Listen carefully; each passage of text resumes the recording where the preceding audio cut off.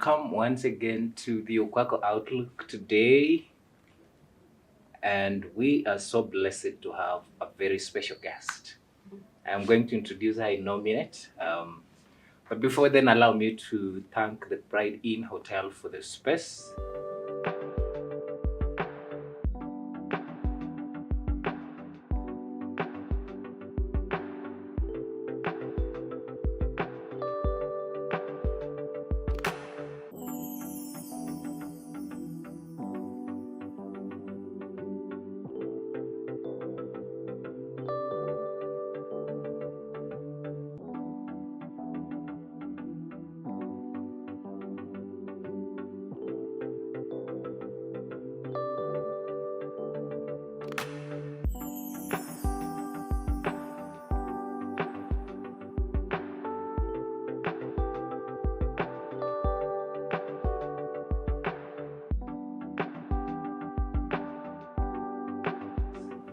And supporting the work that we do. And we also want to thank our director, Patrick, for the work you see happening here. It is not just, it doesn't just take us sitting in front of cameras. There's a lot that is happening at the back. So without further ado, I want to introduce the special guest we have on the show today. She's called Anne. Let me get it right. She's called Anne Nyombura, or aka Anne Real. She's a wellness advocate. She's a filmmaker. She's an author, a YouTuber. Hey, okay. Anne Rain is passionate about self-improvement through international living as a wellness advocate. She combines her creativity as a filmmaker and a storyteller to guide others towards balance, healing, all right? Balance, healing, and clarity. And in this series, we want to explore practical wellness habits that transforms the mind, the body, and the soul. And I'm so sure, Anne, you're very passionate about wellness. Yes. And I have been watching you. I know what you do, and I'm really impressed. Even when I was thinking of hosting you, I was like, "Who? This is exactly what we want." And I'm going straight to ask you these questions. I know it's something you've talked about, meditation. You've talked about wellness practice, and how it has been so important and it has helped you as a person. And we would want to grasp a bit of how this experience has made you to be the Anne we are seeing today. So for someone who's never meditated before, how would you describe meditation, and what are some of the immediate benefits they might experience when they start the first time? Okay. Thank you so much for having me in your show. I'm glad to be here. So, meditation is the act of focusing on a single point to achieve mental clarity and relaxation. Okay. So, we find that we may consciously or unconsciously be already practicing meditation. Like you see, a lot of men love watching football.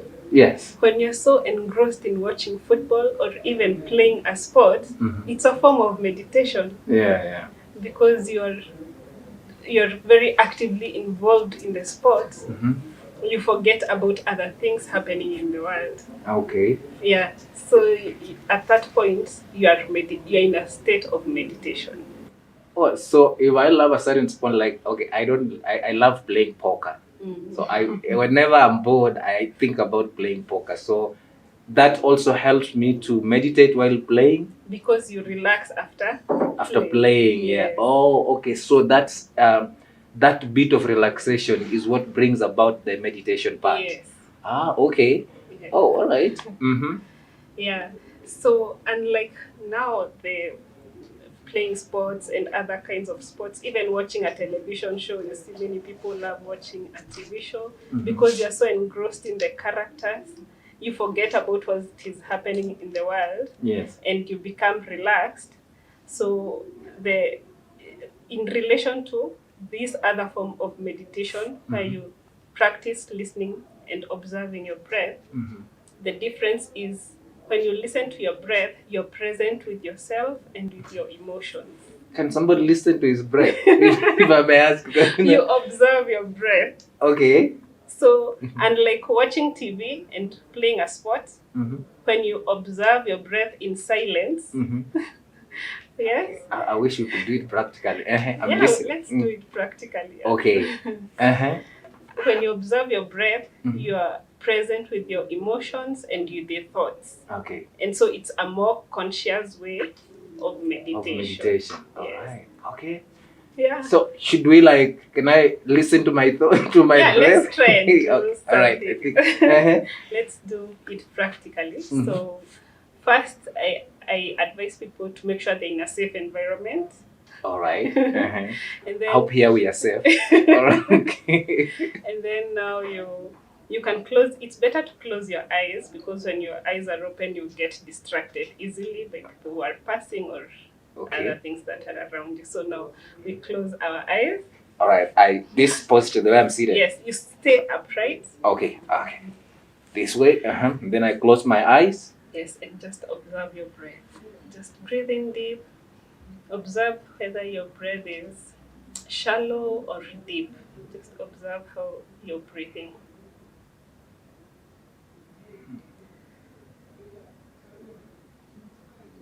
Okay, now we can breathe in at a count of 3. Like breathe in And one, I two, breathe. three. Okay.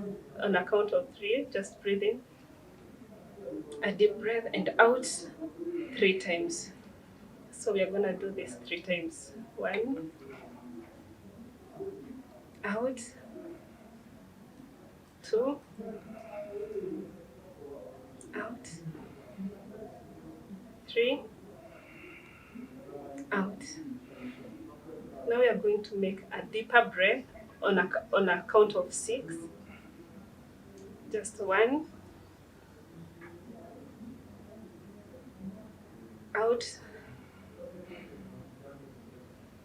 out, in, out. The last one, in, out. And then we can open our eyes and come back to. Wow, I was I was in heaven. Okay. Oh, so that is meditation also clears the mind, right? It does. I could feel like my mind is being cleared. That Okay. is one of the very nice benefits of meditation. Of meditation. Yes. All right. And somebody can do meditation anywhere, or you must have a specific place to meditate. What I advise people is, it's not very easy for everybody to meditate. Mm-hmm. You know, like if it's your first time trying this meditation practice, it can actually be intimidating. Mm-hmm. Because when you start listening to your breath, when you just sit down in silence, Mm-hmm. you'll notice that the mind is always producing thoughts. Yeah. Yeah. So if a person has not been practicing any mindful habits, they wonder, how is it that I'm always making decisions? My mind is always making decisions, and I'm not conscious of the decisions I'm making. Okay. Yeah. Some people would I like saying this in African setup. They call that they do. Have people been mistaken this for like witchcraft or maybe something ungodly? They have, Yes, right? True. Yeah, because I see. So even yoga, people have related it to something that is too ungodly, demonic kind of. So it's something you have heard people talk about it and calling it. Relating it to something ungodly. I understand why I would say that, because it's a practice from Asia. It's not an African Okay. setting practice, and we've not been practicing it here in Africa. But you see, the way I see it is, in Africa a long time ago, people used to live in farms. Yeah. You see, when you're in a farm, maybe you can lie down under a tree, and in that way, you're meditating, just being in nature. You're naturally in a state of meditation. But now, since you're living in the city and life is very fast and things are just happening, this is now a backup plan for us. A practice that we can borrow from Asia. Yes. I used to talk to I had a tree I loved so much. It was a tree, a specific tree, and whenever I would maybe I'm pissed, I would go and talk to that tree as though it's a human being. I mean, is that part of meditation? It is a good practice because you know the emotions you're going through and you're letting them out. So it's good that you talk to the tree and the tree takes that energy and grounds instead of hurting people. Yes. I would rather go and talk to that tree and forget about everything. It's a healthy practice. Now, many people find it challenging to quiet their minds. And what practical tips can you offer to beginners to overcome distraction and establish a consistent meditation practice? Okay. You start where you are, and you have to be compassionate with yourself and your mental well-being.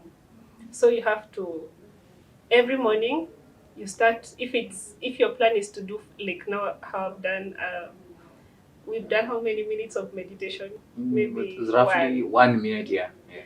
If it's not possible for you to just sit down and start with a whole minute, try with a shorter time period. Okay, start with 15 minutes of silence only. With your phone off, with your television off, no distraction. Just sit upright in silence. You can open your eyes and just practice 15 minutes of silence. Now, when you start getting comfortable in silence, you can build that up to now meditation, then listening, observing your breath. Yes. So do we have a specific reason why people should meditate, or one should just wake up one day and say, hey, I need to meditate about okay, somebody must have a reason, a specific reason to meditate, right? Yes. So what is this one specific reason that one must have to start meditating? So the reason you should start meditating is if your mind, you should be controlling your mind. Your mind should not be in control of you as a person. Okay. The practice of meditation, when you're focusing on one thing, you let the thoughts pass and you're able to connect with yourself despite the thoughts passing. Because we have three parts of, how I look at it, we have the conscious mind, we have the unconscious mind, and we have a universal mind. Universal mind. How about subconscious? Is it part of, or subconscious is the universal, right? No. Or it's different? Yeah. Okay. The subconscious mind it is the part of the mind that makes decisions for you, or habits are formed in the subconscious mind. Okay. Like a person who wakes up to go in the office every day, that person already knows they'll wake up, they'll take a shower, go to the office. Yes. And at this particular time, I'm supposed to leave the office, go to the gym, go home, eat, sleep. Yes. Okay. So the subconscious mind is already formed that way. That today you're waking up at 8 in the office, and then, okay, all right. Yes. The universal mind is, we live in a society. We can't live alone. We live in a society. So the collective mind, for example, right now in Kenya, the collective mind is geared towards better leadership. That's where we are at as a community. Kenya. Okay. So the subconscious, back to the subconscious mind. You hear people saying that they are a sum of who they spend time with. Yeah. If you're living with 5 smokers in the house, you'll end up being a smoker. Okay. Because that's nature. Yes. Okay. Because the subconscious sees these people smoking and it feels like, okay, it is safe. I need to fit in. Yes. Like this thing of wanting to fit in is as a result of subconscious mind. Yes. Okay. Yes. So by practicing meditation, you're coming back to yourself and you have the option to create your own thoughts and to focus on what you personally want. Come back to yourself and know, okay, this is what I personally want. And like being influenced by the people around. So we have universal. The universal mind is practices like you need to have a community around you. There's a study that was done that shows that addiction is mostly formed because of isolation. Okay. The setup of the study, it was a rat. A rat was put in a cage with water. Yes. And water spiced with hard drugs. Then the rat would only take the water with the hard drugs because it was alone in the cage. So when the person doing the experiment observed this, he decided to create a social community for rats and see how they will behave in the presence of drugs and clear water. And clear water. And good water, yeah. So this one that was in the cage is already used to that drug water, the drugged water. So it will use the drugged water. But now the other one would go for... But now if they are in a community, because he set up a park for them, there were many rats, there were games, there were other things.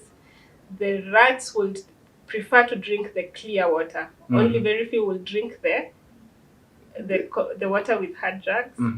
And not to the point of like death or the drugs being too harsh on them. Yeah. Oh, okay. So being in a community is very important. It was also experimented the same, but it came out during the Vietnam War. During the Vietnam War, 30% of the troops were using heroin. They were addicted to it. And since they were from America, people were afraid that when they go back to America, everybody will be using hard drugs. Yeah. But it turned out after the war, when they went back home, 95% of them stopped using drugs. Because the community influenced them otherwise. Yes, because now they had their families. Yes, so they are so that isolation from the family made them get addicted to hard drugs, heroin. Yeah. Oh, okay. So we have people who love being solitude, like alone. We have these introverts. the likelihood is there a chance of somebody who love being alone, or just this, we call them loofs, of being addicted in a way? There's a chance. There's a chance, but even for introverts, they need people around them. They need to create and nurture relationships with their family, with their friends. If you go to a church, nurture a community with the church fellows. Yeah, it's very important. It keeps you off a lot of things, and they keep you. You have accountability. You have people to look. Yeah, to look after you. At least you can as well talk to people. But we have people who, they are ever alone. They work from home alone, everything alone. But if you look at them, it seems like they're doing well. So I don't know. Oh, maybe they connect with nature. Maybe go probably outside. Something like that. So and beyond stress reduction, what are some of the less obvious but equally powerful long-term benefits you have personally experienced or observed in others who regularly meditate? All right. When you're meditating, it's easy to focus on something and concentrate. Because that practice of observing your breath during meditation, you're practicing to focus on something. Yeah. So if you're not meditating, maybe I want to work on something else, it's very easy for me to focus on something and concentrate and get it done. So it has increased focus and concentration. for you as a person. Yeah. Mhm. It also has reduced anxiety and stress. Okay. It helps to manage anxious thoughts and feelings, Okay. allowing us to observe them without getting carried away. Oh. Since you're sitting down and just observing your thoughts, Mm. you see, even the hard emotions, you're sitting with them and Mm. observing them go. You're not masking them, Mm. or you're not numbing your emotions. Mhm. You're choosing to feel your emotions. Yeah. Feeling your emotions is very important, because lack of feeling your emotions, like numbing them, Mhm. it's like you're postponing to deal with that emotion another time. Yeah. And these are the practices that lead to depression. So when you accrue the emotions, they end up maybe leading you to being depressed or something. Yeah. Okay. Yes. So you need to sit with your emotions, Mhm. observe them without judging, and let them go. So that practice helps to reduce anxiety and stress. Mm-hmm. It also reduces the stress response of something. Okay. I'm You really see- learning. I'm in class. So you see, like now we've practiced deep breaths. I don't know when is the last time you took a deep breath, a deep, nice breath. Let me think. I don't remember, unless maybe the day I was maybe I got bad news. That's why I got it was like a shock. And it was long time Yes. ago. I haven't had meditation. My meditation that I normally do is to wake up in the morning after prayers. I sit down and just look at the ceiling, thinking nothing, just looking, Okay. expecting that stars would speak to me, and I can't see the stars on ceiling. So when you practice like deep breaths, your stress response will widen. Because stress response, if you are very fast at responding to stress, it's linked to shallow breathing. So the practice of continuously always having deep breaths, you are more at ease. Yeah. Okay. So also emotional regulation and enhanced self-awareness. You know more, you know how your thoughts work, you're more in tune with your emotions. Yeah. Okay. Another thing is improved oxygen intake, which promotes healing within the body. It also helps that. That's medicine, actually. Yes. So you see, when you're taking deep breaths, you have more oxygen in your body, so the body is working better. You're healing. Do you know that trauma is stored in the body? Trauma. Yeah. Tell me about that. Trauma is stored in the body. That's why yoga is a very good practice for those who are into yoga. Okay. You should consider yoga. Yoga. Because yoga is meditation and body movement. Yeah. You meditate as you move the body. Is a gym any workout? Is it? Or it has to be a specific, and it has to be yoga, or even working out at the gym can also help. Working out at the gym, you know the thing about working out at the gym, which is also good because we have different body types. You know, all these activities and healthy habits, you need to choose what is good for yourself. It's not a one fits all type of system. So there are those who go to the gym and they can get the best out of it. Yeah. But there are those who will go to the gym, but you're so involved in that workout, it's as if you're trying to not be together with your emotions. You're trying to escape from something. Yeah, I do that, especially when I'm very down. I can work out at the gym for 5 hours. That's not healthy. I can even you don't even you don't even think, because now your work is just I want this to subject this body to, so you need to be very good to your body.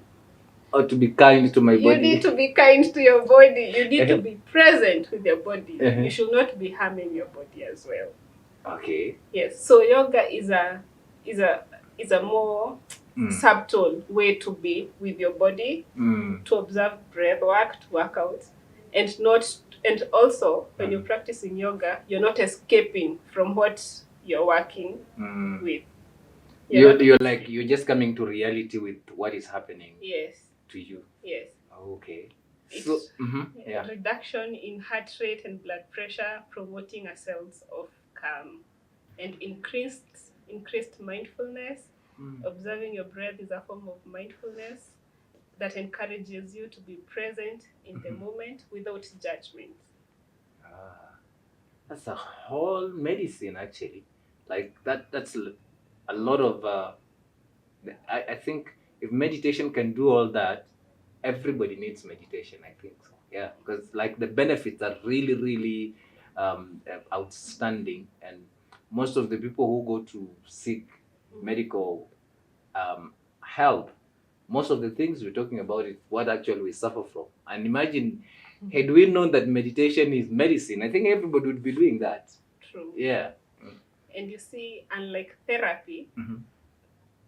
I've also done therapy as well. Okay. I've gone to therapy, but therapy can be expensive. Hmm. You need time, you need transport, you need to book a session, And you need to pay and for you it as need to well. pay it. Yes, you need to Uh-huh. pay for it as well. Mm. Meditation, you just need yourself and your space and Mm. silence. You need nothing else. You just need time. I'll start practicing meditation. I will start doing that. And you know, back to the subconscious mind, Uh-huh. the thought is always the thought pattern Mm. is always subject to change Mm. based on what we are exposed to and what we experience and see in life. Mhm. So the practice of meditation keeps us grounded. It's a practice. You don't